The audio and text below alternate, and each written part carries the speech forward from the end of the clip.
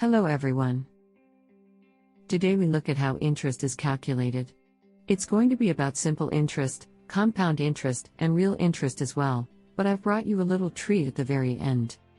This little candy will be nothing but continuous interest. Let us first look at the concept of interest. Interest is nothing more than a fee charged for the use of money lent. This way you can meet interest rates on bank deposits, bonds, government securities, but also on loans. Let's start with a look at some of the notations you may come across elsewhere that I will be using throughout. PD is the present value. This is nothing more than the amount you invest and what you now have. This is why they are also denoted by C as capital.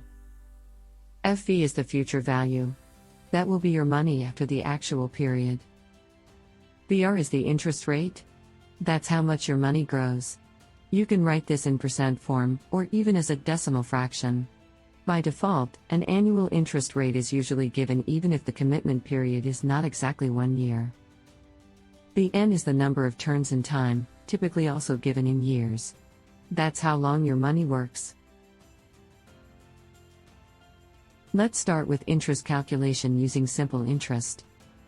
This is nothing more than when you put your money in the bank, let it work for a specified period of time, and then get the interest earned at a predetermined interest rate. At simple interest, only the original capital works, interest does not. Its calculation is very simple. Since here it is irrelevant to the end result whether you work 1% interest for 5 years or 5% for 1 year, you multiply your invested money by the total growth.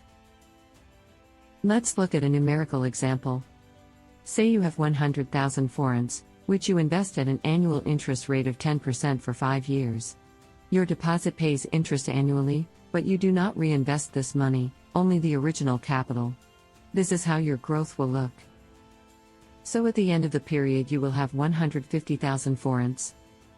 It is important that you perform the operations in parentheses in the correct order. So the multiplication first, then addition. If you don't do it to your way, you will get a completely different, but unfortunately bad result. As long as only the principal works at the simple interest rate, you have the option to let work the interest as well. This is the compound interest.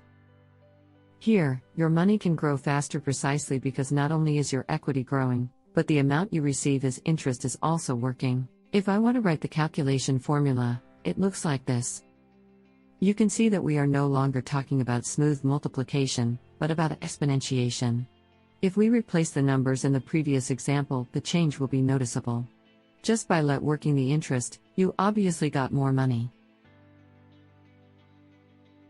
However, it does matter how many times in a year you redeposit the compound interest, so add the interest to the capital.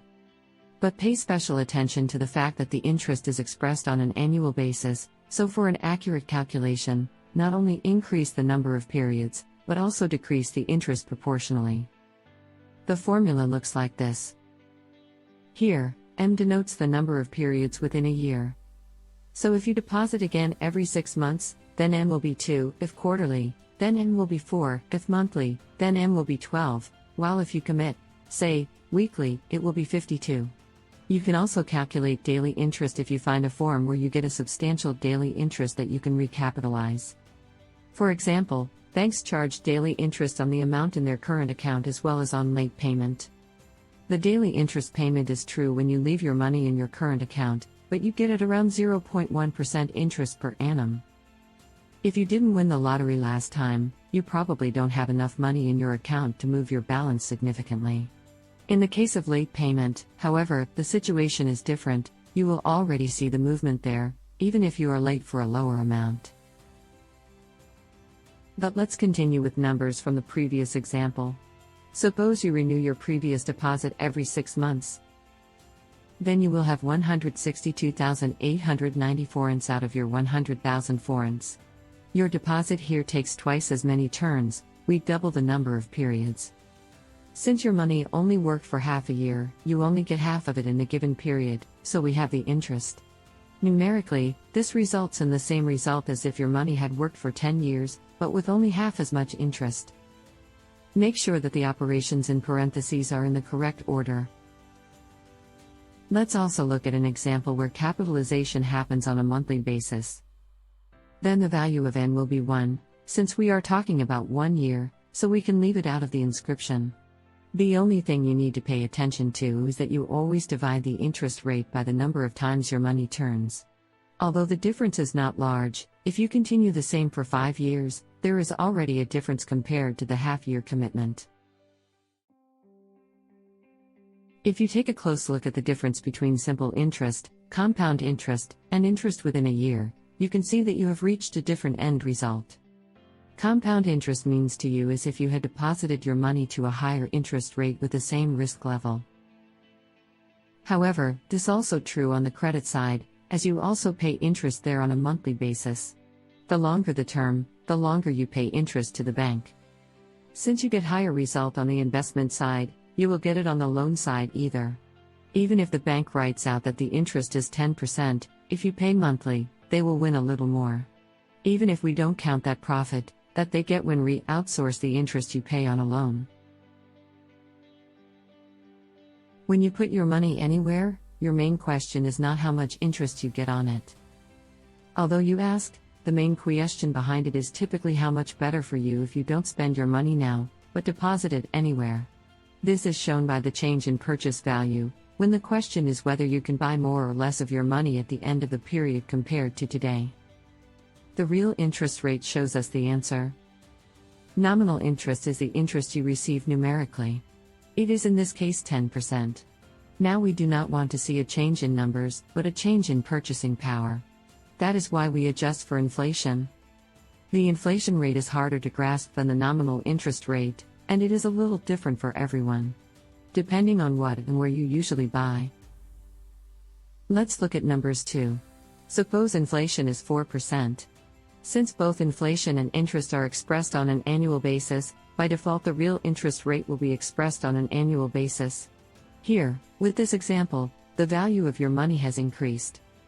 If the value is exactly 0, then the purchasing power does not change, so today you can buy exactly the same amount of it as 1 year later. In terms of investing, it doesn't matter at all whether you spend your money or invest it. However, if it is less than 0%, its value will decrease, so either choose a more profitable investment or spend your money now. Let's look at another example you may come across in life. This 4% inflation is broadly in line with the level that could be reported by the Statistic Office. If we look at a traditional bank deposit with a peak interest rate of around 0.5%, which is common today, this calculation is transformed in this way. You can see that your money loses its value when put in the bank. To be able to compare two offers, it is good if you can calculate the interest rate factor. The interest rate factor shows how many times your money has increased over a given period of time. This is terribly simple at simple interest rates. You divide the final result by the initial capital and divide by the number of years. Here's because we know your money has worked for 5 years, so it's very easy to annualize. You just divide by 5 and you get 10%. At a compound interest rate, it is no longer that simple because we have powered the rate of growth there. Thus, if we want to get an exact amount, then the exponentiation must be done backwards, so you have to subtract the root. Since your money worked here for 5 years, you will be taking a fifth root from it, not a square root. If you do the operation, you can see that 10% comes out here as well.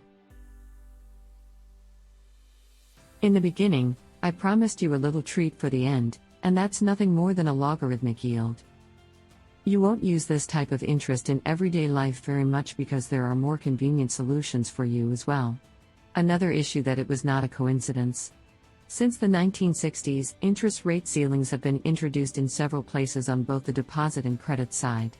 So you could not achieve more than a certain increase in the banks on your investment, nor could the bank ask you more on the loans. This regulation said nothing about the frequency of interest payments. In the case of compound interest, we have already seen that the more often the interest is paid, it is as if a higher annual interest rate has been offered. Thus, at first half-yearly and then monthly interest payments were introduced everywhere. Once this spread, one talented company introduced continuous interest rates. It is as if payments are coming continuously and evenly throughout the year. This is shown by the logarithmic yield. The formula for compound interest is already familiar. You could say that this requires a lot of computational tasks and other work. After all, it is going to infinity. So you should do this operation infinitely. This has already been greatly simplified by smart people with a calculation of the limit value. If m is going to infinity, you have an interest payment at optional small intervals, then this calculation looks like this. And its limit is 2.718,000 on the power of the r, so the interest rate is the power. The 2.718,000 is a mathematical constant, which is the basis of the natural-based logarithm. It is called Euler's number, so denote by e. So with a continuous interest rate, your interest rate is at the power of r. And the calculation formula will be similar to what we have learned so far. You don't have to be scared, it's easier than you think. The n denotes the number of years in the same way. Let's look at two examples. You have invested this 100,000 forints at a continuous interest rate. In the first example for 1 year and the second for 2 years, the question is how much money you will have in the end. For both examples, it is recommended to use at least one high-level calculator. It is unlikely that you will be able to count it in your head.